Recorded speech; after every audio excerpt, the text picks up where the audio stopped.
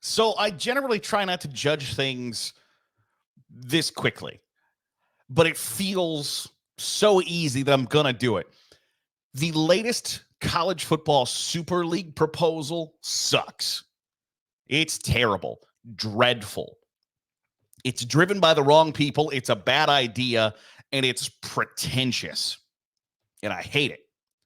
If you haven't read the story from The Athletic, there is a 20-person group made up of college presidents, university athletic administrators, etc., calling themselves College Sports Tomorrow, that is envisioning essentially a breakaway group from the NCAA that would manage and govern college football. Now, I think, in full transparency, it's going to get to that point at some point that the major college football powers are going to split away from the NCAA and govern themselves in that sport alone. And I think that's probably a good idea. But this idea sucks. It's dreadful. What it is essentially the current members of Power 4 conferences plus Notre Dame and SMU makes 70 college football programs.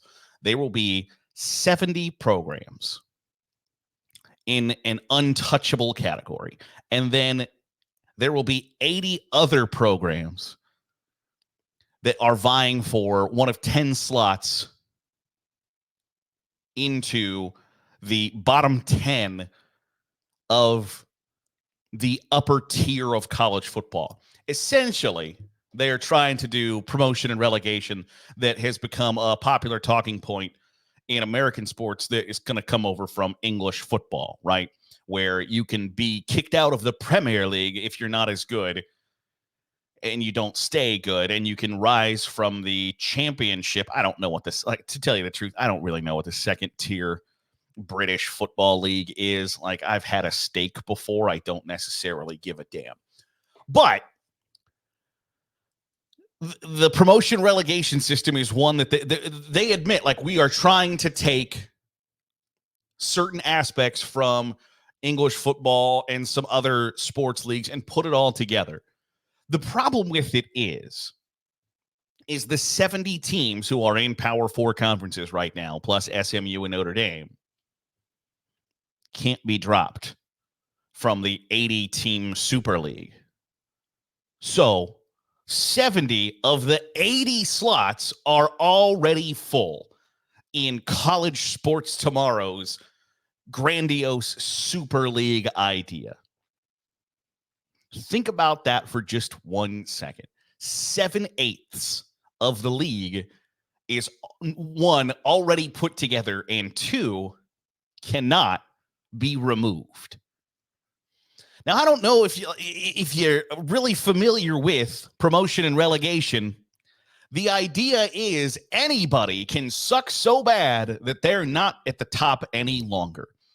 And the whole point of the system is to ensure that you work your ass off to make sure that you remain at the top.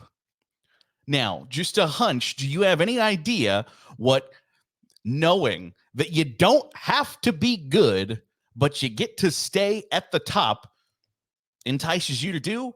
Nothing. It entices you to do nothing. It's ridiculous. You can't, it's like, it's competing ideologies. The whole point of the system is make sure that you don't suck because you don't want to go down. You don't want to go down a rung. Nobody wants to drop a level. So what do? Everything in your power to make sure that you don't drop down a level. But in this system, like, we're going to promote and relegate teams, but it's only going to be from the MAC Mountain West Conference USA Sun Belt and American. Oh, so it's a lot like college football right now? It's such a dumbass system. And it's the idea that you can't see through the, like, well, wait a second. Everybody that already has a seat at the table is guaranteed to have a seat at the table? Oh, no, but we're promoting and relegating teams. Like, no, you're not. No, you're not. There is like, if Northwestern goes 2-10, you know where Northwestern goes? The Big Damn 10. They don't drop down to like, you're not eligible to participate in college sports tomorrow's Super League anymore. No, you know what they get to do? They get to collect their hundreds of millions of dollars of TV checks and go about their day. Meanwhile, some other school who's been kicking ass for a decade gets to sit out on the fringe going like, oh, it would be cool if. The entire system is stupid. And then also kind of the leaders of this push, which has been kind of this behind the scenes, people are talking about it and know what exists. Like, it's almost like Fight Club. Like, nobody, and rule number one about Fight Club is nobody talks about Fight Club, is that the reason that, for instance, the last couple of weeks where the latest college football playoff proposal was accepted and they gave themselves this timeline crunch of, we got to get it done by this time, is because they felt like college sports tomorrow was gaining steam. Now, the two people on the record in this story with The Athletic are the president of West Virginia, Gordon Gee, and the athletic director at Syracuse. And I find it like really kind of interesting that, or I beg your pardon, not the president, not the athletic director of Syracuse, the president of Syracuse. So the presidents of Syracuse and West Virginia are the ones who are on the record saying like, yes, I am a member of the college football Illuminati, or the Priory of Sion, Skull and Bones, whatever secret society that we are now bringing out into the world.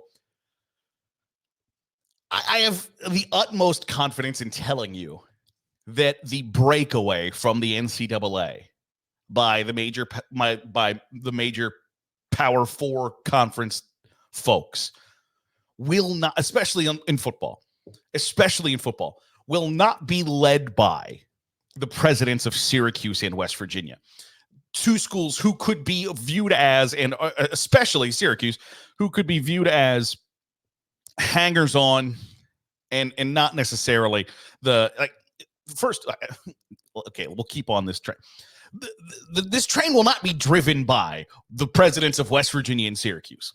The train will be driven by the Alabamas, Florida, Georgia, LSU, Ohio State, Michigan, Penn State, Nebraska, Notre Dame, USC, Texas, Oklahomas of the world. It will not be driven by the West Virginias and Syracuses of the world. That charge can't be led by some middle-of-the-pack meddling members that other members can sit around, look around, and be like, well, why the hell are they here? And we've talked about this before, that at some point, the dog-eat-dog world of millions and billions of TV dollars are going to lead people to be sitting in a room, looking around, being like, why the hell are Mississippi State and Purdue here? And Syracuse and West Virginia are a lot closer to that category than they are to the elite upper echelon top tier college football powers. So I feel really confident in telling you that bus ain't driven by West Virginia and Syracuse. That bus is driven by the SEC and the Big Ten. So make no bones about that. Like, they might have honest, noble intentions. I don't think they do. I think they have self-preservation in mind, and we'll get to that in a second. Because I think they're on the right track, but to say, like, and you're speaking the big dog's language, right? By telling you, like, hey, the reason you should be interested in this is you've got a guaranteed seat at the table. Nothing can go badly for you because in this college football Super League, you have a guaranteed spot. But it's poppycock, malarkey, balderdash, other things that insinuate the word bullshit when it comes to building a college football Super League. I think most people are in agreement it's going to get to that point. But if you think for 1 second that a college football Super League is, one, going to include 80 teams and 10 of them are going to come from outside the current Power 4, I got some oceanfront property in Arizona to sell you. Because it ain't. It's going to be at most 40. And I think probably even 40 is pushing it. You are looking at a NFL mini. You are looking at an NFL Midwest and Southeast as a quasi NFL Europe in this Super League. And I'm here to tell you, it probably doesn't include Syracuse. It probably doesn't include West Virginia. It includes the schools I mentioned earlier: USC, Notre Dame, Texas, Oklahoma, Florida, Georgia, LSU, Alabama, Ohio State, Penn State, Michigan, etc. It ain't West Virginia, Syracuse, Oklahoma State, Mississippi State. That's just not who a super league is going to benefit from. Now, there were supposed to be conversations between College Sports Tomorrow and some Power Four conference commissioners that those conference commissioners have essentially called off because they thought it's really going to piss off our TV partners if we are kind of working on essentially colluding behind their backs to put together a new system. Because the Big Ten has TV deals that run through 2030. The SEC has TV deals that run through 2034. The Big 12 just signed new TV deals.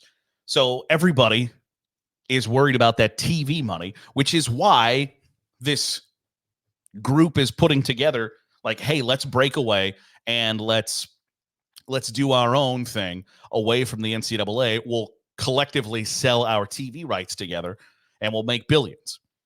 One, I would tell you that you're probably already, like Big Ten and SEC, ACC and Big 12 aren't going to garner the dollars that the Big Ten and SEC do. They're already kind of maxed out on how much money you're going to get. Like the idea that that college sports is leaving money on the table by not collectively selling their TV rights, and they want to, put in windows where, for instance, that like Thursday at 8:00 is Thursday Night Football. On Sunday, there are games at 1, 4, and 8. On Monday, you know what time Monday Night Football is. That's what College Sports Tomorrow wants to do. They want to have which is kind of stupid because it already exists. You know that there's a 12, a 3:30, a 7:30, or a 12, a 3:30, a 7. Notre Dame plays at 2:30 on NBC, whatever the case may be. Essentially, college football games start in Eastern time, 12, 3:30, 7, 7:30, or 8. And Notre Dame plays 2:30, and like twice a year we'll play a primetime game. And you know that. We don't need to set up like officially defined time windows where the West Coast schools are going to kick off at 10 p.m. Eastern time, 7 p.m. Pacific. They don't like playing primetime games, which is, it's kind of crazy to me. But I get it. Like their big games happen in the middle of the afternoon. But the idea that college football is leaving billions of dollars on the table just is not true. At some point, there's that age-old adage of, like pigs get fed, hogs get slaughtered.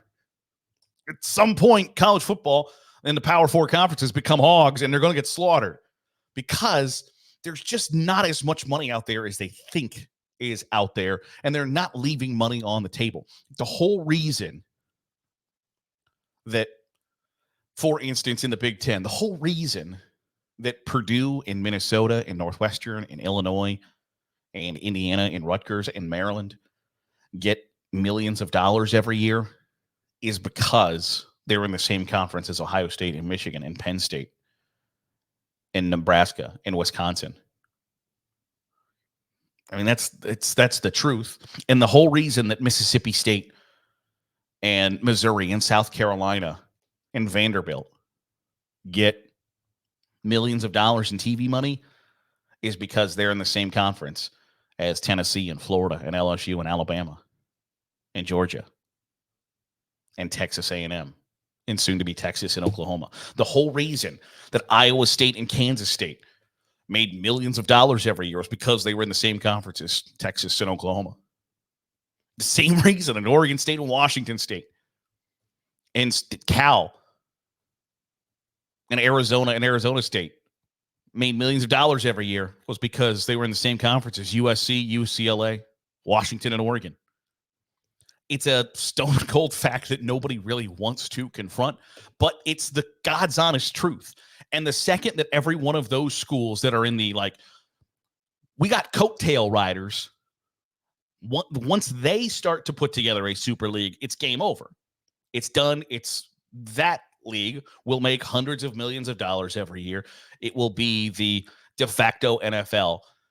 But that doesn't include Syracuse and West Virginia. And it doesn't include a situation where essentially half of college football is still included, but only the quote-unquote good half, where only 10 spots are available.